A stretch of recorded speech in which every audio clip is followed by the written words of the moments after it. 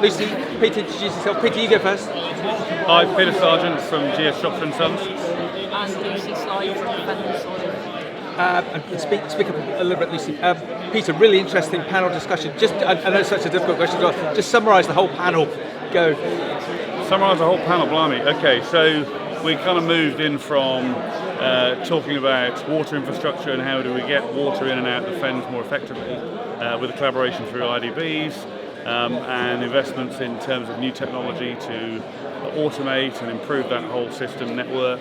We also then moved into kind of biodiversity and the rich fauna and flora that we have in the whole of the fens and the importance nationally that gives us, and actually how do we even further enhance that and both farm and create greater environments for that flora and fauna, and moving completely almost a little bit left field in terms of looking at how drone technology can potentially help polluter in particular, but also the wider kind of monitoring and understanding of what we're growing and the conditions we're growing in from above.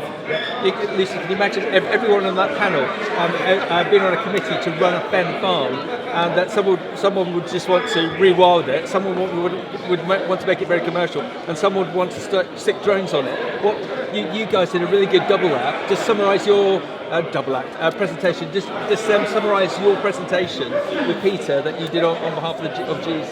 So we ran a paludiculture trial back in the summer, essentially growing a couple of commercial salad crops and see how they perform under a higher water table.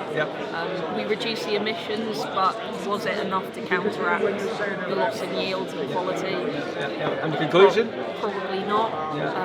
I think potentially there's a space for it in other areas, such as the broads for sort of fibre crops, reeds, things like that. But I think in a food system, But it's great that you yourselves investigated it, because everyone's talking a lot about data, aren't they? You need more data, so you've now got that data. So presumably you can go again and look to tweak it. What do you think?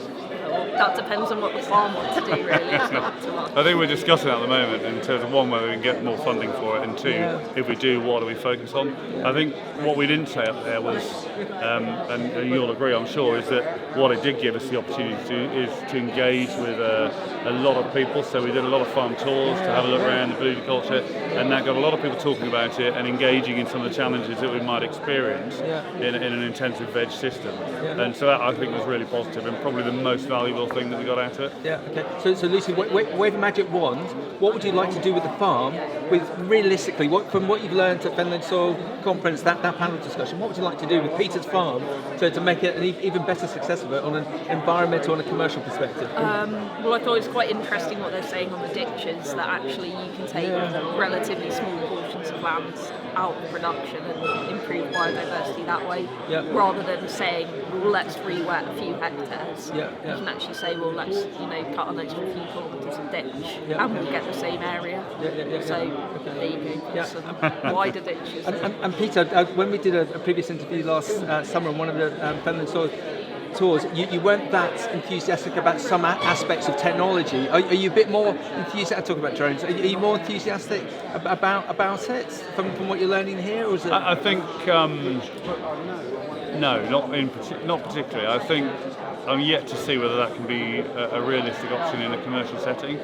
I think from a sensing perspective, there may be some elements of opportunity with it, but we're also looking at satellite imagery and that sort of elements that can actually give us a far wider, more instant access to some of that data. So I'm on the fence. I need convincing, really, is probably the answer to that one. Understood. And just before you go for lunch, I don't think I've asked you two favourite fresh produce. Lucy, go. I'll say celery. Radish. Every day. You did ask me that last time. Team, well done. You're brilliant. Thank you.